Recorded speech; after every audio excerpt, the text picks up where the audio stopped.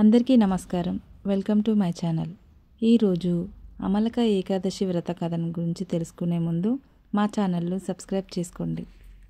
ఈ ఏకాదశిని ఒక వ్రతంలాగా భావించి అన్ని నియమాలతో వ్రతం చేసి పాపాలను పోగొట్టుకొని మోక్షం పొందవచ్చు. ఉపవాసం ఆధ్యాత్మికంగా మనసుకి ప్రశాంతతని ఇవ్వటమే కాదు, శారీరకంగా కూడా ఆరోగ్యానికి మేలు చేస్తుంది. 15 రోజులకొకసారి ఒక రోజు మొత్తం ఏమీ తినకుండా ఉండడం వల్ల కడుపుకు విశ్రాంతి లభించి ఆరోగ్యం దెబ్బతినకుండా ఉంటుంది. సంవత్సరంలో మొత్తం 24 ఏకాదశులు వస్తాయి. ఒక్కొక్క ఏకాదశికి ఒక్కో ప్రత్యేకత ఉంటుంది.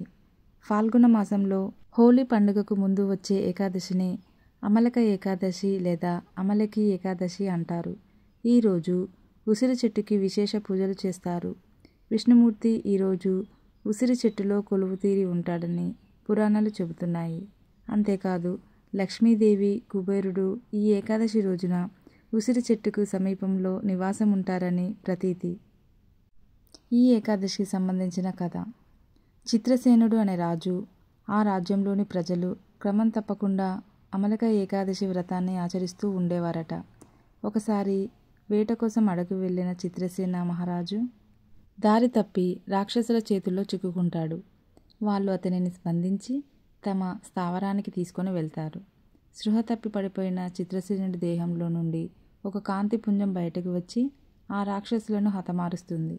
కొద్దిసేపటి తర్వాత స్పృహలోకి వచ్చిన చిత్రసేనుడు ఉన్న రాక్షసులను చూసి ఆశ్చర్యపోతాడు.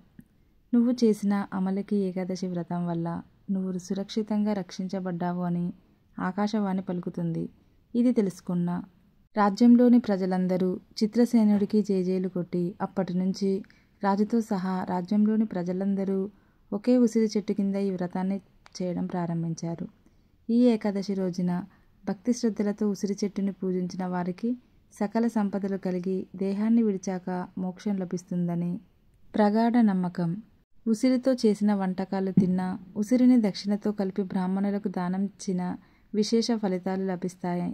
అమలక ఏకాదశి వ్రతాన్ని చేసేవారు ఈరోజు ఉపవాసం చేసి లక్ష్మీనారాయణుల స్వరూపమైన ఉసిరి చెట్టును పసుపు కుంకుమలతో ధూపదీపాలతో పూజించడం సంప్రదాయం. సాయంత్రం వరకు ఉపవాసం ఉన్న తర్వాత చంద్రదర్శనం చేసి ఉపవాసాన్ని విరమించవచ్చు.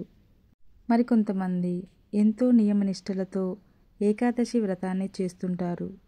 ఏకాదశి గడియలు ముగిసి ద్వాదశి గడియలు వచ్చిన తర్వాతనే ఉపవాస విరమణ చేస్తుంటారు. అమలక ఏకాదశి వ్రతాన్ని ఆచరించేవారు సూర్యోదయంతోనే నది స్నానం లేదా సముద్ర స్నానం చేయాలి.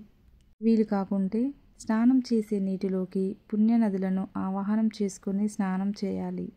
ఇంట్లో పూజా మందిరాన్ని శుభ్రం చేసుకొని శ్రీ లక్ష్మీనారాయణుల విగ్రహాలకు పంచామృతాలతో అభిషేకం చేయాలి. అనంతరం శ్రీ లక్ష్మీనారాయణులను గంధం, కుంకుమ, పసుపు, రంగు పువ్వులు, తులసి దళాలతో పూజించాలి. విష్ణు సహస్రనామావళి పారాయణం విధిగా చేయాలి. ఉసిరిక చెట్టును పూజించాలి. సమీపంలోని విష్ణు ఆలయానికి వెళ్ళి ఆవు నేతితో దీపం పెట్టి తులసి మాలను సమర్పించాలి. ఈ ఏకాదశి వ్రతం చేసేవారు అన్నదానం, గోదానం, వస్త్రదానం, జలదానం చేయడం శ్రేష్టం. Thank you for watching. Please subscribe my channel.